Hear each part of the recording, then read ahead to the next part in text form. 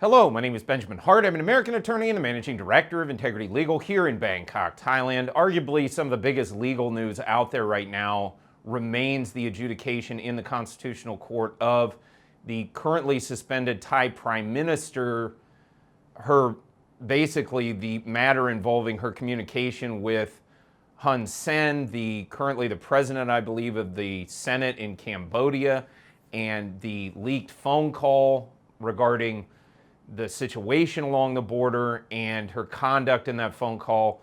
So we're diving into that in this video. So with regard to the whole notion of Heartless, though, initially this was going to be kind of a different video, and then I said, you know, we really need to kind of compact these together. I only have so many hours in the day. I do have a day job, by the way, also. So I'm kind of putting sort of two things together, but I think it provides context while at the same time providing some information for those who don't really, have an in-depth insight into the ongoing inner workings of Thai politics and the legal system. So I think it's kind of a consolidated video, if you will. Thought of making this video initially after reading a recent article from the Bangkok Post, bangkokpost.com. Article is titled, "Evacuee Slams Thai PM Paetongtarn for Indifference." Important to note, she remains effectively the prime minister, but she's suspended from duty. I'll get to the background behind that here in a moment. That said, quoting directly, suspended Prime Minister Paetongtarn Shinawatra has visited an evacuation center in Surin province amid escalating tension along the border with Cambodia, where she was admonished by an evacuee who blasted the government's indifference and slow reaction. Ms. Paetongtarn visited this northeastern province on Sunday to offer moral support. I urge those who are watching this video, there's a little bit more context and things in this article. Go ahead and check out that article for yourselves. That said, quoting further, however, the visit was marked by public frustration over the government's handling of the conflict, with one displaced resident confronting the suspended premier for her indifference to the plight of those affected. Important to note here, her father, who has his own issues at the moment, I did a video where I was talking about how apparently he was hiding in a bathroom at one point from a woman who was saying that he was basically using a similar event, if you will, or a similar venue as a sort of platform for some sort of political grandstanding. And, she was pretty irate, and he didn't come out of the bathroom until after she left, apparently, according to that video. I'll put the link to that video in the description below. That said, quoting further, as she arrived at the shelter, Chayanuch Chok Sukudom, who was displaced from her home in Kapchong district along the border, approached her to express her plight. However, upon stepping out of the vehicle, Ms. Paetongtarn proceeded directly into the shelter, seemingly unaware of the woman's presence. An aide informed Ms. Chayanuch that the premier would return to speak to her, to which she responded emotionally, quote, "so heartless," unquote.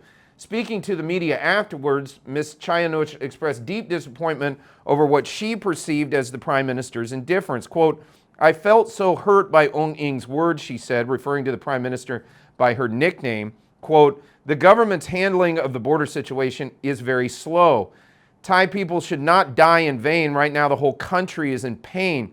And yeah, that's a good point. I did a video, it got no traction. I don't know why YouTube didn't seem to take it into consideration or whatever, but about, Thais around the country are showing support for folks at the border, making donations of both money as well as material, as well as, food and foodstuffs and all kinds of dry goods, because, everybody's unified behind both the folks that have been disaffected by this as well as the service personnel along the border who are defending the country, essentially. So, it's important to note that, I think, to give that some more context. Quoting further, she urged Ms. Paetongtarn to reconsider her approach. Quote, "I want her to truly open her heart and see how much we're suffering. We understand there are interests involved, but please think again and act anew for the nation and its people," unquote, Ms. Chayanuch said. She was referring to critics' claim that the border flare-up was due to a personal dispute between her father, Thaksin, and Cambodian strongman Hun Sen, an accusation which the ruling Pheu Thai party has denied. So again, I got into that in another video where we were talking about the whole issue of this woman who, in a similar sort of, for lack of a better term, event, basically confronted Mr. Toxin, and he was basically in the restroom until she left. Again, I did a video on that. I also do deep dive analysis on this stuff in our paid news service. For those who are interested in getting information, in getting the videos of our paid news service, we currently have 11 episodes right now. They're long form videos, minimum. I don't think a single one has gone under a half hour. I think all of them are longer than that. In fact, some of them are over an hour long, where I get into, the politics, kind of analysis of that stuff, how it impacts expat land, how geopolitics, banking, tax, all of that stuff, and, kind of insight for expats. Again, obviously, legal analysis as well. So if you're interested in that, email us, media@integrity-legal.com. Also, while I'm thinking about it, for those who are interested in American diner-style food, come visit us, downtown Bangkok, Pancake Palace, breakfast anytime, including pancakes. Also American diner-style food, buffalo wings, cheeseburgers, hamburgers, chili dogs, chili, that kind of thing. If you're interested, come check us out at Pancake Palace. Link is in the description below for the address. Now, getting back to this issue regarding Ms. Paetongtarn, so as I just discussed, Mr. Toxin's had this issue too, because I think most Thais are sitting around going, what are you doing? Do you care about the people, or is this grandstanding? And, there's some question there. Obviously, I think Ms. Paetongtarn, in her capacity even as suspended PM, obviously it's appropriate for her to be going around and trying to figure out what's going on, and maybe, listening to folks' issues, that type of thing. I have serious questions as to what exactly Mr. Toxin was doing, but let's leave that aside. That said, in the background of all of this is her pending court case. Thought of going further into that after reading a recent article from The Nation, nationthailand.com. Article is titled, Constitution Court Extends Paetongtarn's Deadline in Audio Clip Case in 5-4 Vote.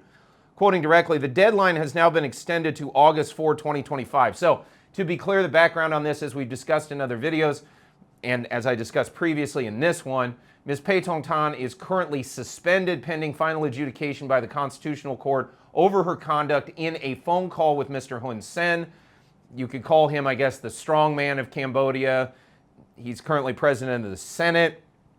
He formerly the president or the prime minister of Cambodia. Basically, let's call him the showrunner over there in Cambodia. Now, his son now is the prime minister, but has a great deal of influence. She was in a phone call. I'll get into some more of the details there, but that is now being adjudicated by the Constitutional Court, and during that adjudication, they could come to a decision to remove her from office. Now, for some background on that case was taken up in a 9-0 decision by the Constitutional Court to take up that case. In a 7-2 decision, they opted to suspend her pending final adjudication in the matter. It's important to point out, I think, for some context, Mr. Sreta was actually removed. The prime minister before Ms. Paetongtarn, her predecessor, was removed from office, but he was not suspended pending the adjudication. He was actually allowed to remain in office while the adjudication was ongoing, and they ultimately decided to remove him. I think that provides some possible context in the current situation. Now, she's allowed to put on a defense. She's requested an extension with regard to a defense, and in a 5-4 decision, they've decided to allow her an extension to provide that defense. That's the thing to understand what the 5-4 decision is on. It's not on the underlying merits of the case. It's on the issue of, can she have an extension? And a pretty slim majority, one vote swing in a 9-judge panel decided that, yeah, she can have the extension. I think that provides some context on the complexion of the overall matter. That said, quoting further, the decision follows a petition from the President of the Senate seeking the court's ruling under Section 170, Paragraph 3, in conjunction with Section 82 of the Constitution on whether Paetongtarn's ministerial status should be terminated under Section 170, Paragraph 1, Subsection 4, in conjunction with Sections 160, Subsection 4, and Subsection 5 of the Constitution. A total of 36 senators signed the petition after a voice clip allegedly featuring a conversation between Paetongtarn and Hun Sen was released via the media on June 18th. Quoting further, the respondent later held a press conference admitting the voice was hers, but stated it was a private conversation intended to preserve peace and protect Thailand's sovereignty through soft diplomacy. Strange way to put it, but okay. And the other thing is, this whole notion of a private conversation. Look, public figures, hard to. I'm always kind of. I get it that leaders, geopolitically, however you want to look at it, they communicate with each other. They, discretion is part of that. But one would think when holding a public office, one would know that their communications, in a sense, nothing is private, if you will. That said, quoting further, however, the petitioners argued that the Prime Minister failed to discharge her duties transparently and independently in accordance with her constitutional obligations. They claimed her conduct reflected a personal allegiance to Cambodia and a willingness to comply with Cambodian demands. Quoting further, moreover, she reportedly treated Thailand's 2nd Army Region commander as an adversary. Quoting further, the Constitutional Court on Tuesday, July 29th, considered Paetongtarn's second request for an extension to submit her defense, citing the ongoing complication of evidence as the reason. Ongoing complication of evidence, while at the same time she corroborated that it was her. That's an interesting one. It would be interesting to see how this plays out. That said, quoting further, the court approved the extension by narrow majority, ruling to allow her until August 4th to file her defense. So again, a narrow majority in favor of her extension. So presumably there were four judges saying, hey, no, you don't get an extension.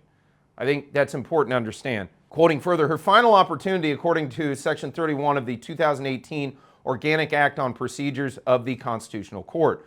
Quoting further, the four dissenting judges, Panya Udchaichon, Wirum Se Sang Tiang, Jiranti Havanon, and Bangjong Sak Wongprak, opposed the extension. So 4 judges opposed the extension in principle. Quoting further, should the respondent fail to submit her defense within the extended deadline, the court will interpret this as a decision not to contest the allegations and will proceed with its deliberation accordingly, pursuant to Section 54, Paragraph 3 of the same Act. So that's basically the posture of things as they sit now. Again, the situation here in Thailand is, look, folks are pretty concerned about the conduct of the Prime Minister. They're also concerned about the conduct, frankly, I think many are concerned, as evidenced by the fact that there was a woman who was highly irate, that was confronting Mr. Thaksin. They're concerned about the conduct of her father and exactly what role he plays in all of this. I myself, have my own concerns about all of this. At the end of the day, it remains to be seen how this stuff is going to play out. Important to note that if she is removed, presumably we would go into a caretaker government, likely at least temporarily, until Parliament can then make a decision as to deciding on a new Prime Minister from the slate. Currently, it's my understanding there are 5 possible candidates who could be chosen, one of whom is actually from the so-called core coalition party, Pheu Thai, who is 3rd on their slate. He could be put forward, or he could be sort of recruited for the job, if you will, voted in, I guess is the right way to put it.